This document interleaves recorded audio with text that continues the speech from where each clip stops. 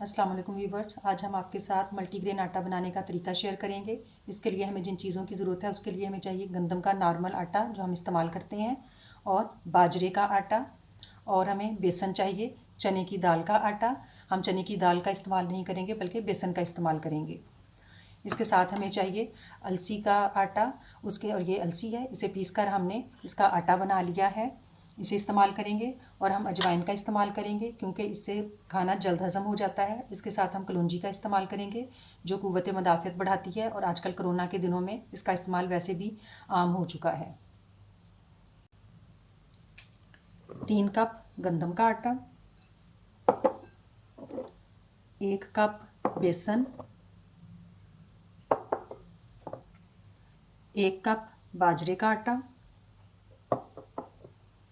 आधा कप अलसी का आटा, 1 टीस्पून अजवाइन,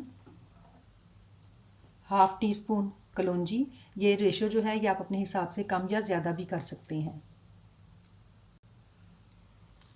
सबसे पहले हम इसको अच्छी तरह से मिक्स कर लेंगे ताकि तमाम चीज़ें जो हैं तमाम अज्जा आपस में अच्छी तरह से मिक्स हो जाएं। इसके बाद हमने इसको नॉर्मल आटे की तरह ही गूंदना है, लेकिन इसको थोड़ा सा नरम गूंदना है क्योंकि इसके अंदर बेसन और बाजरे का आटा है जो पानी को ज़्यादा एब्जॉर्ब करते हैं। इस वजह से हमने इसको थोड़ा नरम गूंदना है, क्योंकि जब इसको रेस्ट मिलेगा तो ये थोड़ा सा सख्त हो जाएगा।